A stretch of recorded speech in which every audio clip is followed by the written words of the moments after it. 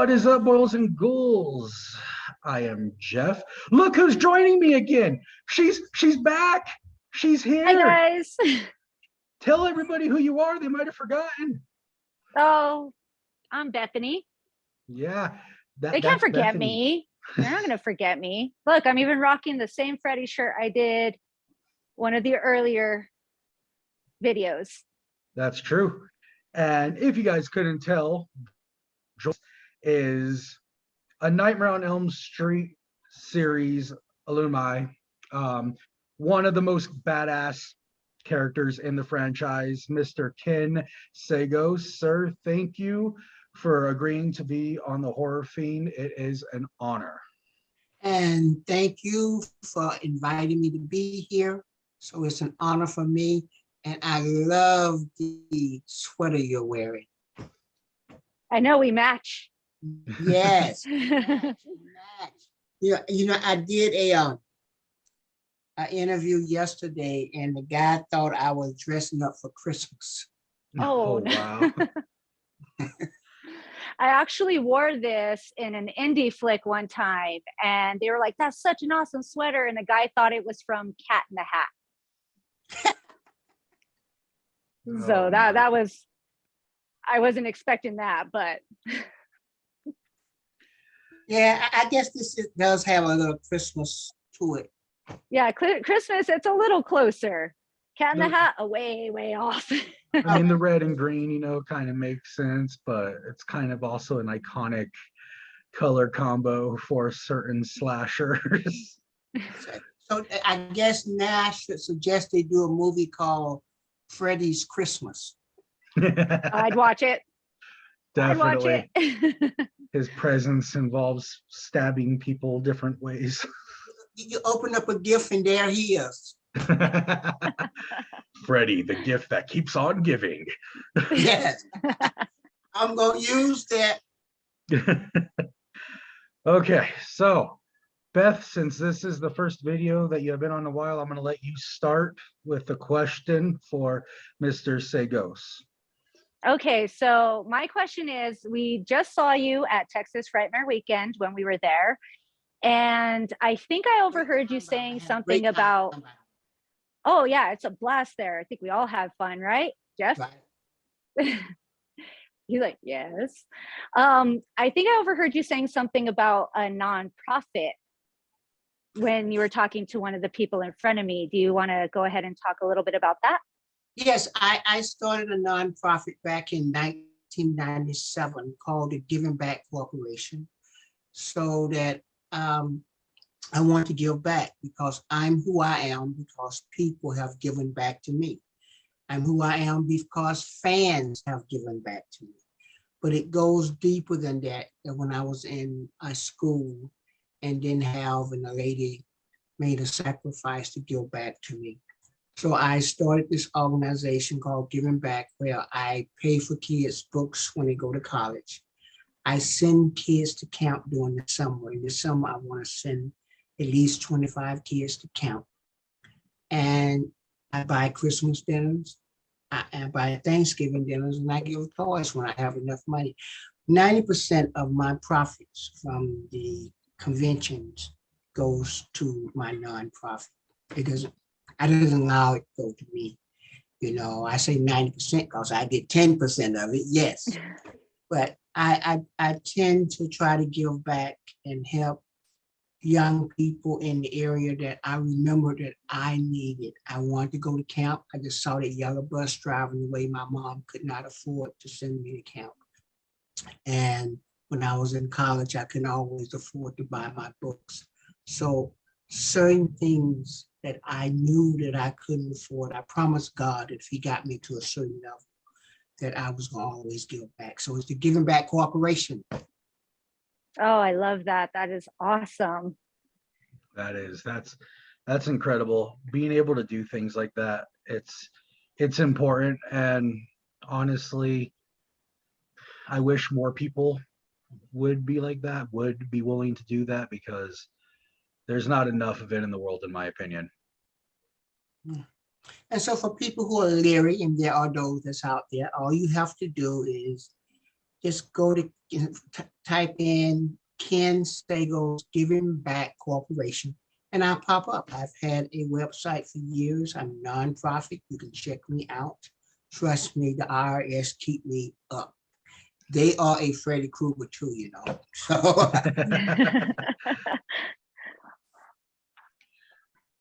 Okay, so another question. I have a few questions that I've been sent, so I'm probably you'll see me periodically looking at my phone, reading them off. So one question, and this is something that we ask everybody, so I figure I'm gonna ask you as well, because I always love hearing these stories, and so does the audience. How did you get into acting? Like, that is one of those things that I want to probe and get into a little bit. Like, how did you get in? How did you, tongue tied. How did you get your foot into the door as far as your acting career? okay, that's a different question, because when you say how did I get into acting? I don't think I got into acting. I think my mom said when I was born, acting got into me. So uh, I my first job was I actually, before I came to California. I don't know if you remember an old series called Huff and Puff, Puffing Stuff. You remember that? Yeah. Yes, I remember that.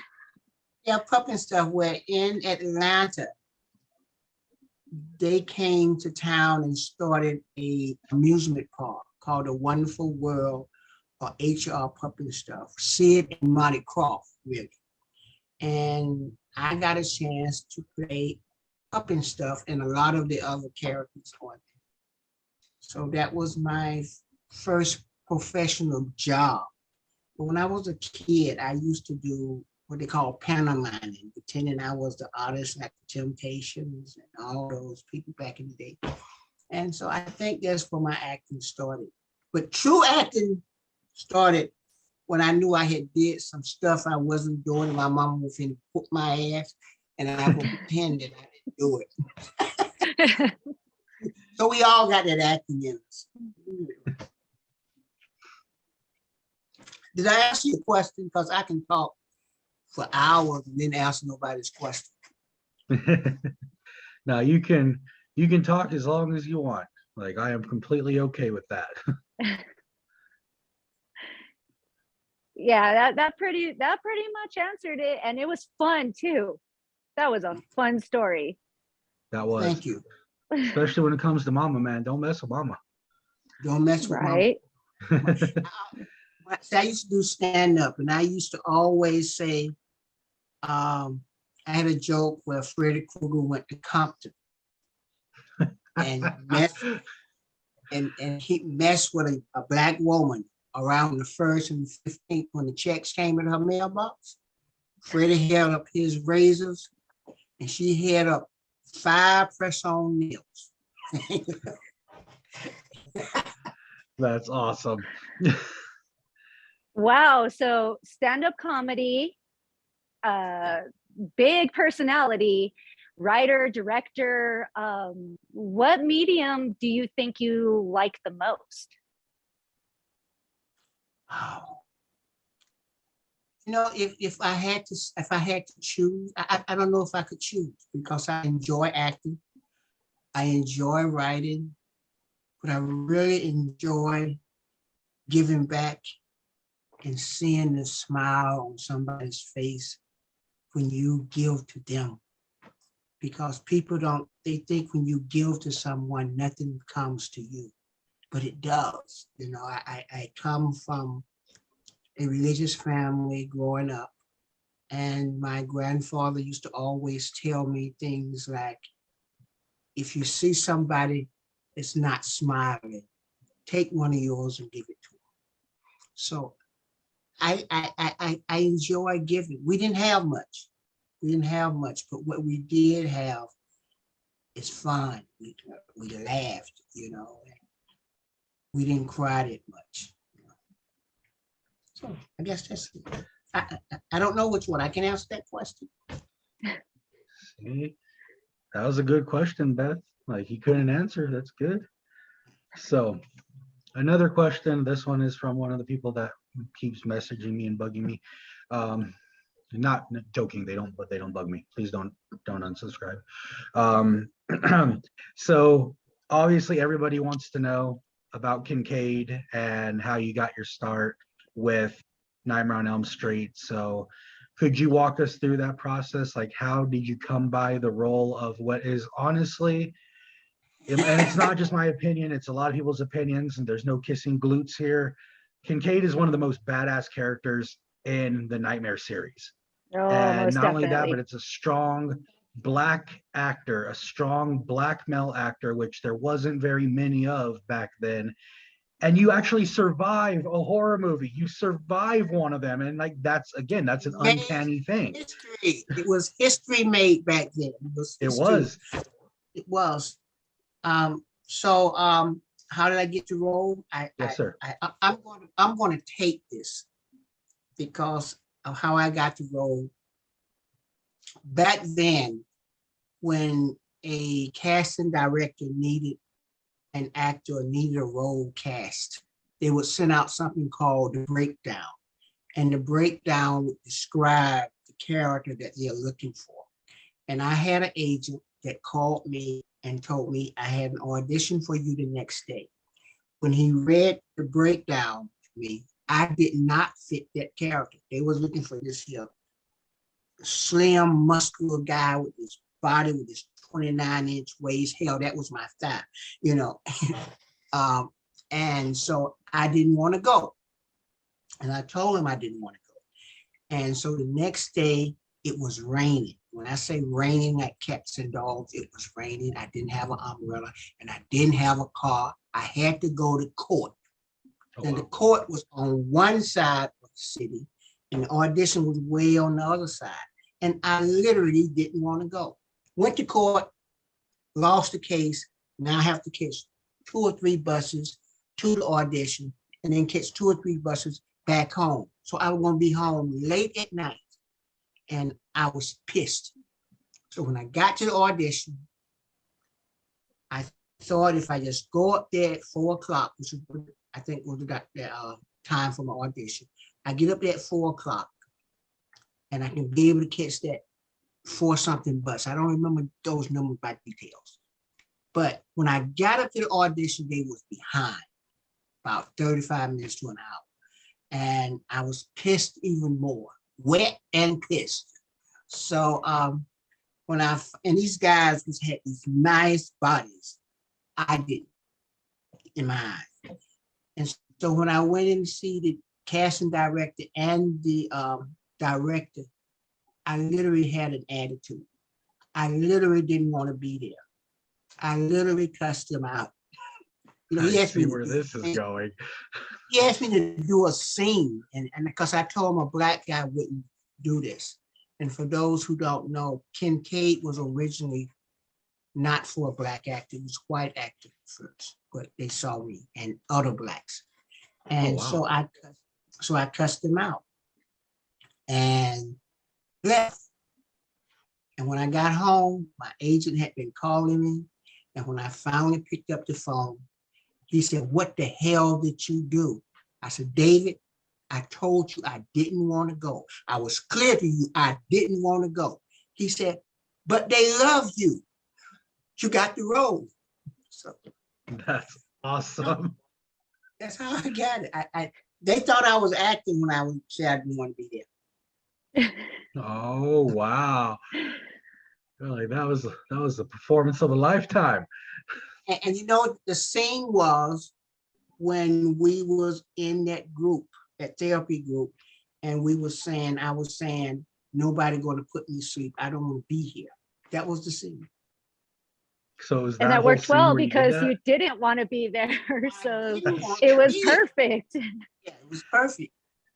And I didn't think I was going to get the role because of what they had said they was looking for. So I felt I didn't have a chance to get the role. So why the hell am I here? Fuck you. I mean, that's fair, but that's awesome, dude. That's honestly, that is one of the best stories I have heard so far. Like doing this stuff, the 2 years that we've been doing this is probably one of my favorite stories. I wish I could do that. I wish I could go to a job that I don't want to be at. I'd be like, fuck you guys. I don't even want to be here. Let me fucking go. And they're like, you're hired like shit. So another question, unless you want to ask one, Beth, because I have like a few that I'm reading off. No, go ahead. Okay, so another message that I received was somebody wanting to ask, let me find it. There it is. Out of all of Kinkade's lines, which one out of the two movies would you say is your favorite line? Not the most memorable, but your personal favorite. In part 3 or part 4? Either one.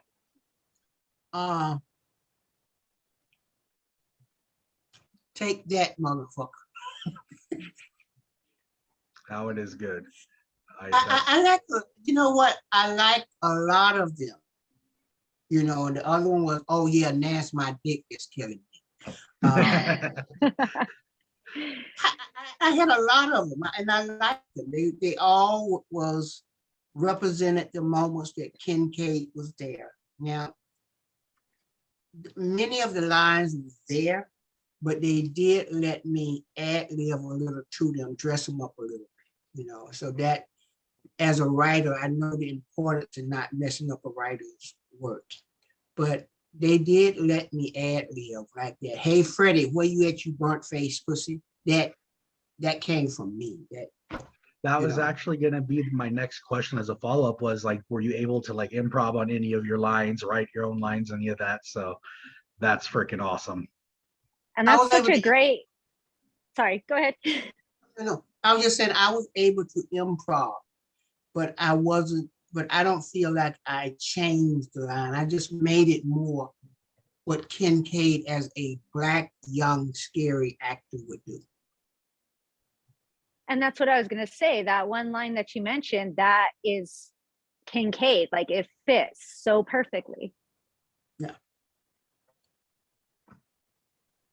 That's accurate. It is like Kinkade is like, it's hard to explain, but that's who he was. Like that is literally like you brought him to life. Like I've seen some of the scripts. I don't know if they're the real ones or if they're not. They look to be kind of right up there, and like reading it isn't the same as like seeing your portrayal of it. Like you brought that character to life. You made that character what it was. And like I mentioned earlier, like back then in the 80s, there wasn't, and especially in horror movies, there wasn't really a strong African American lead. And you were that. Like you literally did something that in horror movies has never been seen. Like you were kicking the villain's ass. You survived the first one, and like you are considered an inspiration to a generation that followed you. And how does that make you feel knowing that you are one of those people who have paved the way for other young African American actors? It's hard for me to accept, I guess, because I'm often credited sometimes as the first African American that survived a horror film and returned to a sequel. But I need to correct that. I am the first to survive an international major horror film and return to a sequel. Because in the 70s, there was this movie called Blackula, played by the great William Marshall. And so I have to give him credit, which helped me to subway and to say that I had role models to look up to like him, like, Glenn Turman, like, Sidney Poitier, all of those, Robert Hooks. I had those to look up to. That's who I looked up to. I did not know that the role that I was playing was going to be that significant. I did not know it when I was doing it. As a matter of fact, I had never seen a Nightmare on Elm Street movie. I did not know what it was about. That's probably why I didn't care. But I think Kinkade represent more than the African American community. It represented the minority community, the people of color community. It represented women, anything that was minority. It represented that, and because at the time I received so much fan mail, not just in America, but all over the world. I remember one coming in from a kid in Taiwan, which there was a Kinkade fan club in Taiwan. And, Awesome. and it was a dignitary's son's birthday. And his birthday gift is that he wanted Kinkade to wish him happy birthday. And couldn't even speak English, so they was translating. And when I said happy birthday, the kid started crying. I think he was like 14 or something. But I say that to say that the role of Kinkade represented something that people had not seen before. Kinkade, not only, he was scared, but he was also brave enough that if you cornered him, he was going to fight back. And I think why there was such a thing between him and Freddie, because Freddie could verbally talk shit and Kinkade could too. Yeah, and you can back it up too. And he wasn't afraid to call him out of his name, you know. I think if I had been written, wrote that script, Kinkade would have been, he wouldn't have died. So Honestly, I wish Well- he would have stayed alive. Speaking of that, there was a rumor going around for quite a bit of time that there was plans to bring Kinkade back in one way or another. So had they gone that route, would you have been down to continue that role? yeah, I definitely would have been down to continue that role. But I understand as a writer what they was trying to do and for. They was trying to get rid of the old and bring in the new. Sometimes that's a good idea, sometimes it's not a good idea. But I think the actors in for did a phenomenal job in carrying the baton. I just wished I could have held it a little longer, you know what I mean? But yes, there was rumors to that, and I had heard about that, but I have not heard about it from the higher artists or people that can make a decision on that. And that was the reason that I think when I was killed, I said to Freddie, I will see you in hell. That was supposed to be the setup that I would come back. But there was also another script. I think it was part 6. I actually read that script. It was called The Dream Police or something. All the Dream Warriors came back in the dream in Fort Freddie. Oh man, what could Again, have I been, would watch that. right? I would watch that. That would be amazing. But at that time, I know they wanted Kinkade to have a battle with Freddie. I was even contacted, and this is one of the first time I've talked about this here. I was contacted by, what's the wrestling league, the World Federation of Wrestling or something, to wrestle. Nah. They want me to actually come wrestle for me. Oh, come Couple on, more Kinkade questions. wrestling. That would be freaking You know, amazing. It would. My older brother would really have appreciated that because he loved going to see wrestling. That was one of his favorite sports to do, was to watch wrestling. And I grew up where on Friday nights they would go. I lived in Stockbridge, where they would go to Atlanta to watch the wrestling. But I never really got into it. But they was willing to train me. They was willing to, to give me a name and something like this here, because they wanted me to be on that wrestling and be a bad. They had even said they would negotiate that I would not win. I would win more than I lost. Nah, I don't want to do it.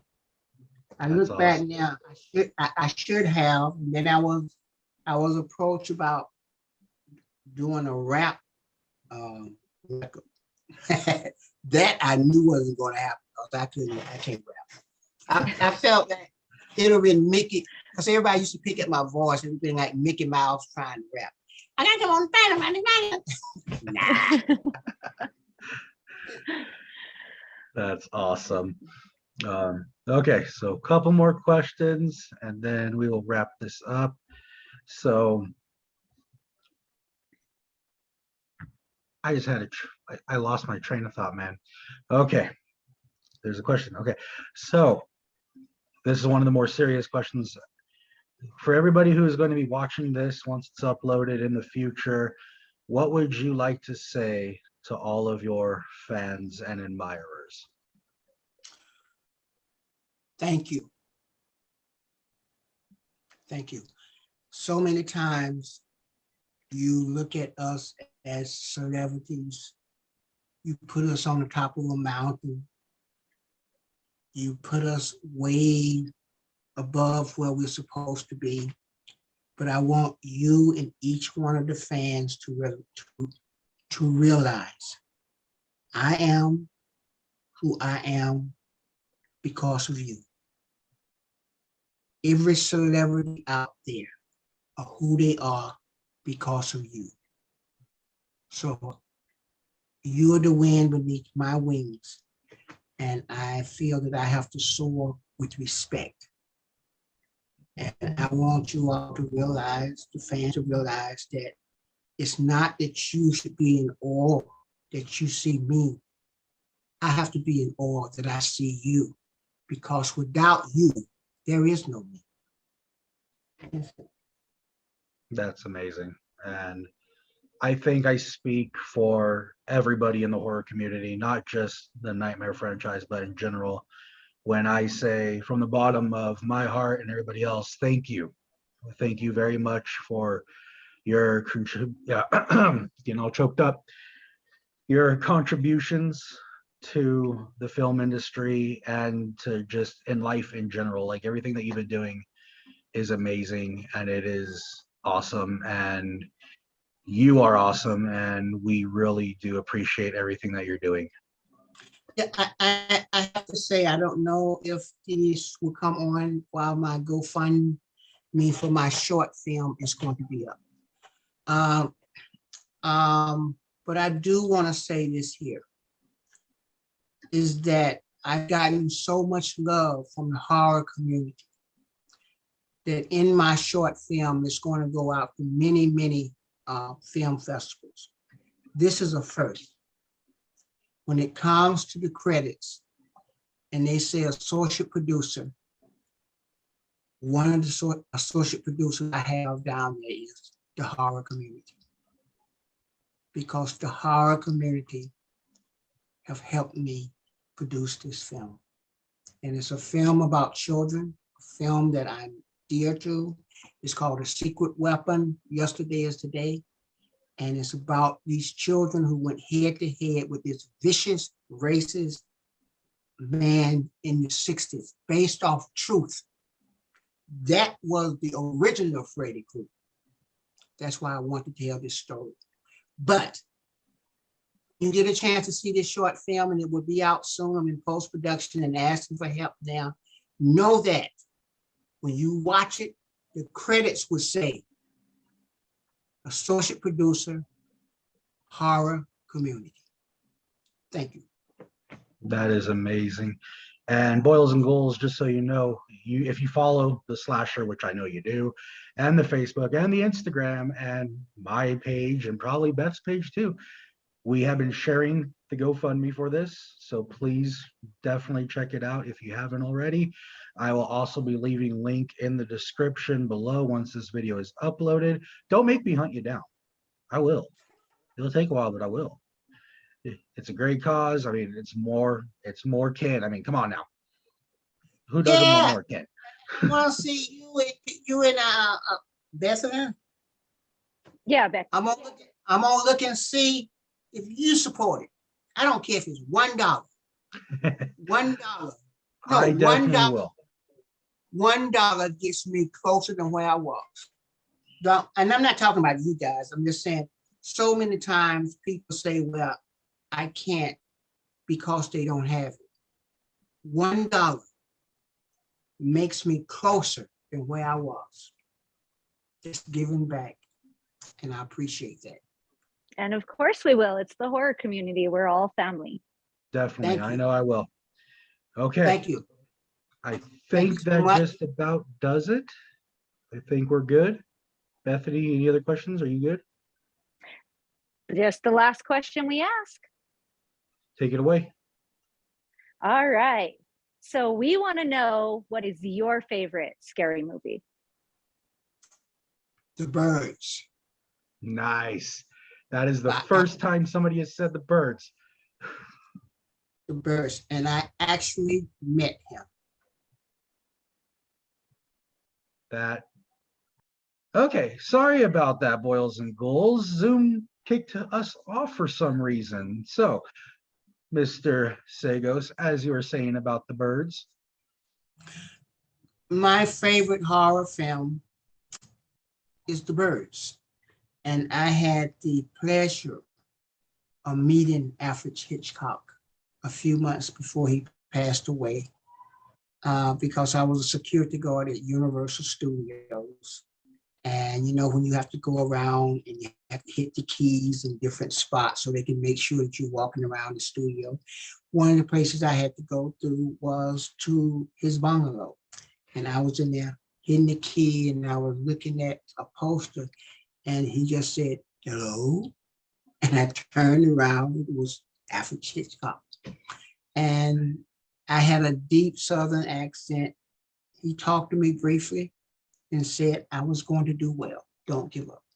And so I had a chance to meet a lot of celebrities while working at Universal Studios, and like Miss Lucille Ball, Telly Savalas, Jack Cluckman, who made sure I had a meal every day. That's Or awesome. that the caterer mate would find me and bring me a meal. Joan Rivers saved my job. Met, Fred Fox. I met many of the greats, Bob Hope. George Byrne gave me some advice as being a stand-up comic. I will just never forget, and he said, I would say, I'm a stand-up comic. He would just say, are you funny? And I said, yes, sir. Probably not.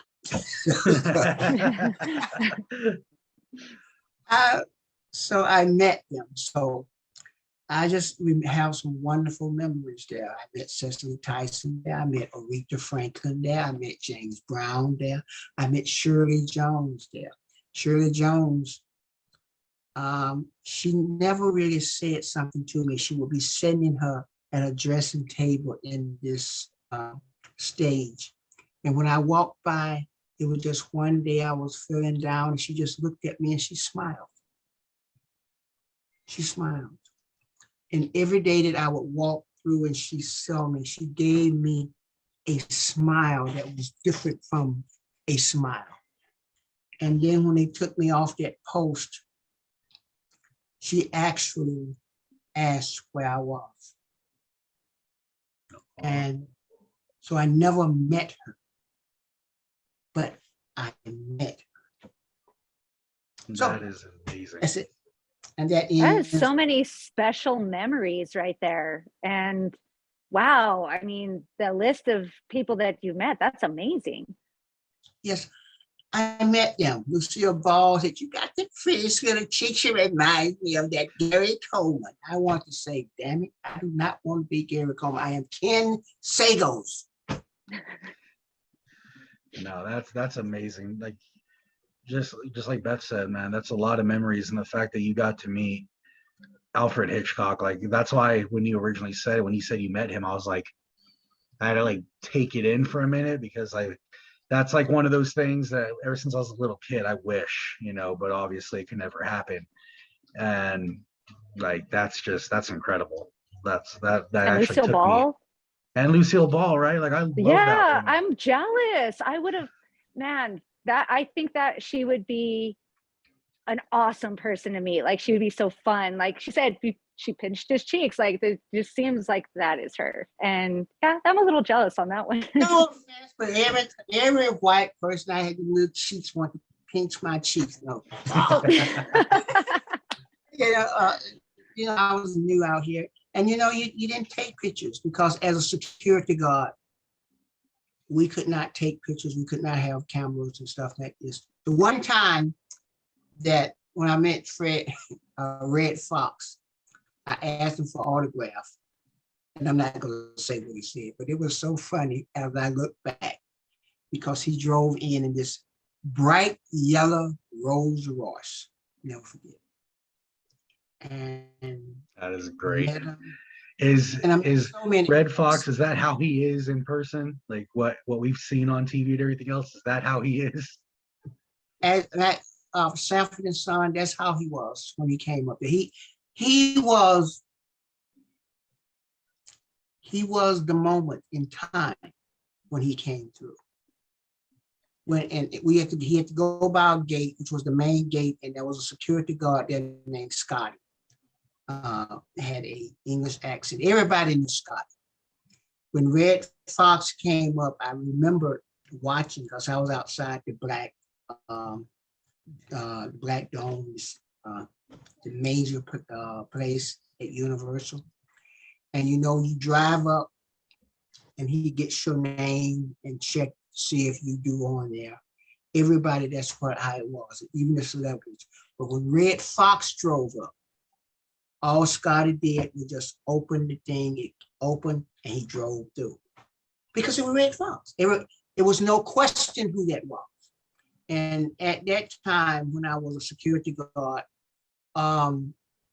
there was this here company that was sending a lot of people who looked like stars to the studio, and they was getting on.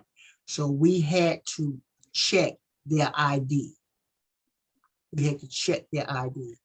And when Red Fox came through, I guess Scotty said, "Now, if this is an impersonator and he driving this car, he deserved to come in." So, but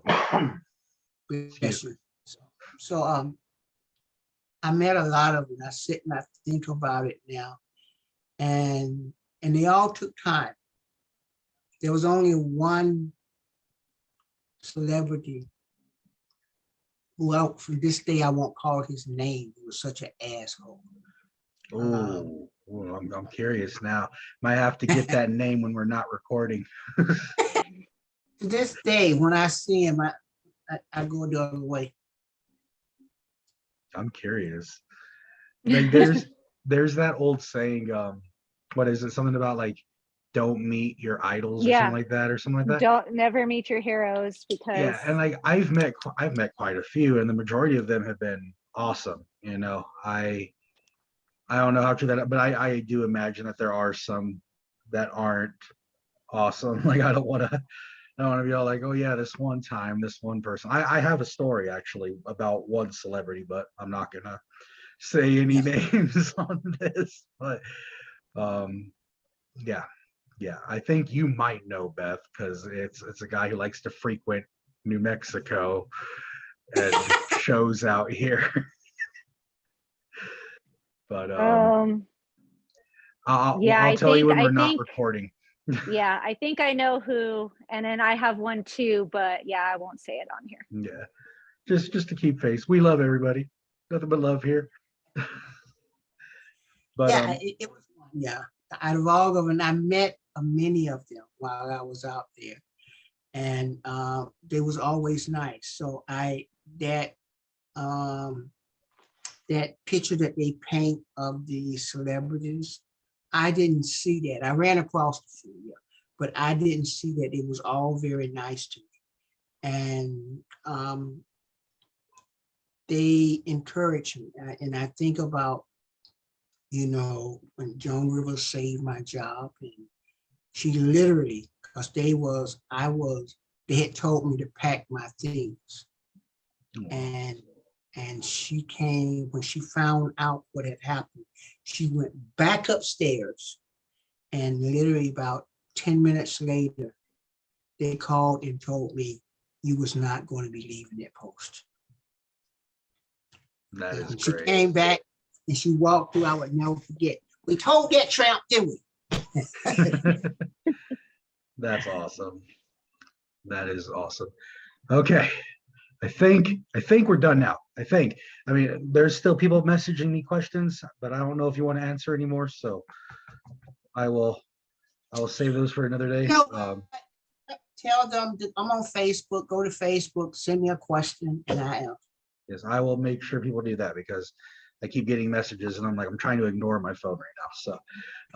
So, but on behalf of the Horror Fiend, again, I just wanted to say thank you very much for agreeing to be on the show. This was a blast, honestly. This easily one of my favorite interviews that we've done so far. And just like I told you earlier, we appreciate everything that you have done, not just as far as acting, but outside of acting as well. You know, the nonprofit and everything else. You are a genuine, amazing human being. And just thank you so very much. I'm going to plant a seed, and I have it right here. It's a goal that I want to do. My next goal, one of my next goals, I got challenges, is that I want to be able to send a kid to camp from every state in the union. Summer camp. I like that. That has to happen now. You come to New Mexico. It's kind of scary out here, but I'm sure there's a kid there in New Mexico. You're in Arizona, right? I'm sure there's a camp in Arizona where a kid can't afford to go. Most definitely. And that is an amazing goal. And I think you could do that with the nonprofit. Yes. And on your website, right? And the help on the horror community. I'm going to do that. And you said that one was right on your website. So you heard it, everybody. That is the goal. And we want to try to help them make that goal. And you already know we'll do whatever we can to help that as well, because that's just amazing. Thank you so much. Thank you. There you go, boys and ghouls. I hope you enjoyed this interview. I know I did. I'm pretty sure by the look of her face over there and that big smile, she did. I definitely did. Too. So, I know I did. And I thank you. Thank you. Until next time, peace and bell bottoms. Later.